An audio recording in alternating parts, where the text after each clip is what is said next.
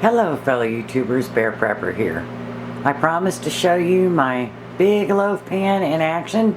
So today I'm making a whiter version of the wheat bread for my daughter, because she doesn't particularly care for the heavy flavor of the wheat.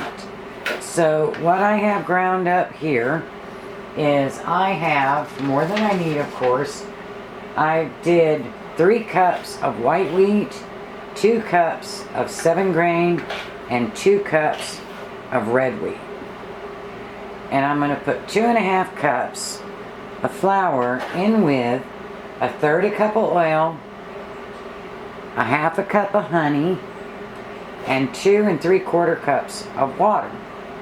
Regular recipe, good old Rory's recipe, just different grains. And we're going to go ahead and mix that up. You're going to make a slurry.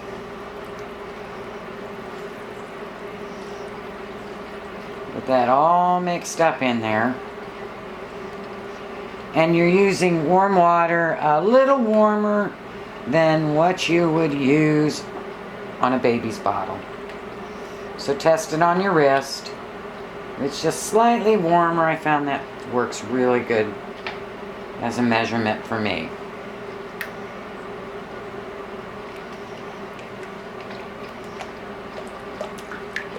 So once you have it all mixed up, you're going to pour in your yeast. And you're using 1/8 of a cup of yeast. This yeast is from 2010, folks.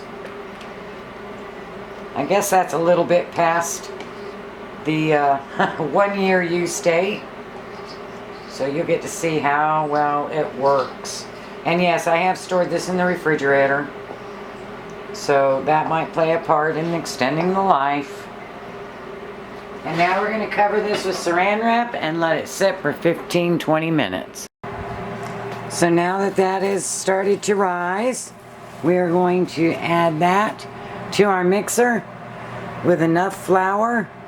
Should be, I think it's like 7.5, maybe 8 cups of flour.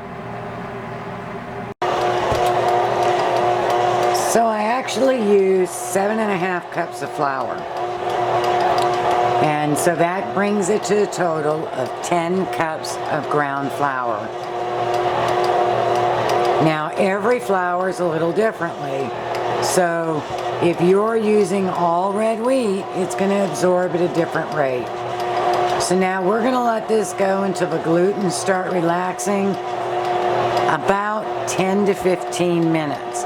One of the things I have a problem with on the KitchenAid is if you don't hold, let me show you, well you can see, if you don't hold this lever, within a matter of minutes it starts bouncing when you're making bread.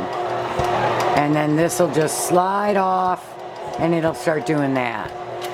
So I'm not sure what KitchenAid can do for that, but they should do something to make this lever hold on. Unless I'm doing something not right. Let me know if I am. And give you a word of warning, halfway through using your KitchenAid, if that's what you're using, you need to stop it and either let it cool or finish kneading it by hand. It will overheat on wheat bread. Very frustrating. Either that or I just put a little too much flour in it. But I usually have to knead it by hand at the end. So now all I'm doing, well here, let me show you. All I'm doing now is getting it into a log. Smooth log, hopefully.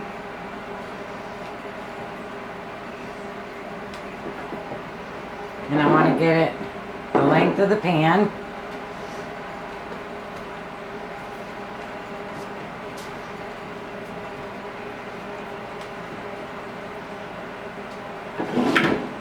That looks about right.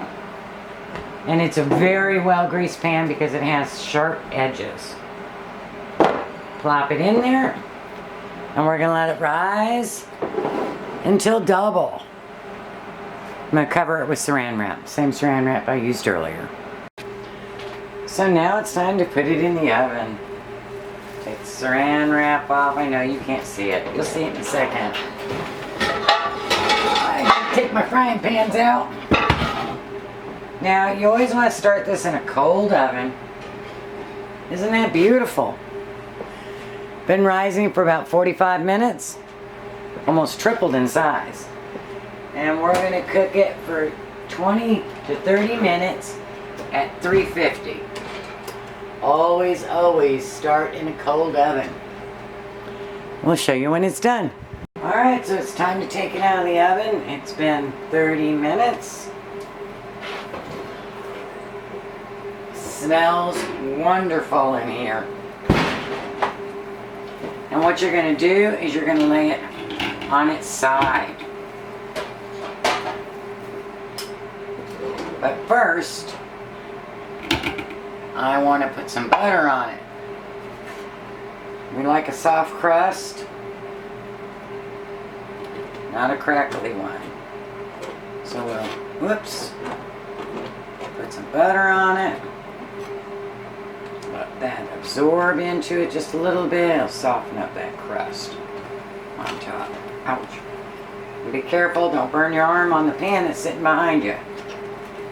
Yeah, I'm a little messy when it comes to butter. Isn't that beautiful though? The true test is when I cut it. If it actually resembles a regular loaf of bread, my children will eat it easier. Let that sit just for a minute to absorb that butter and then tilt it. 30 minutes on its side. So here we go. We're cutting it. Look how beautiful light that looks. And you just take your bread knife and you can cut. That's why I like this bread. You can cut it really thin so it's like sandwich loaf. You know, and your kids are more likely to use it on sandwiches because it's not so heavy. Just let the knife do the work. And just cut it on down. I like to cut the loaf and then I'll freeze half of it and leave half of it out. And there it is all cut up. So I had these bags that I got from Breaking Bread the Healthy Way. They're called bread bags. And great news on that.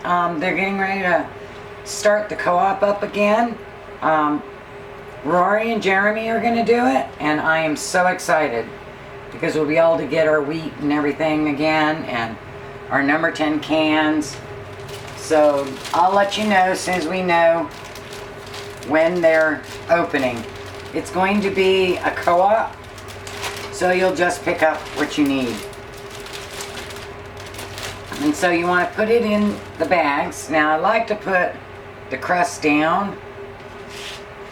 Or excuse me, I like to put the crust on top so that it prevents it from drying out. And normally you can just set two of these side by side like that. Now I'm going to leave these bags open for about 15 minutes and I'm going to let them finish cooling. And then we will be done. Blessings.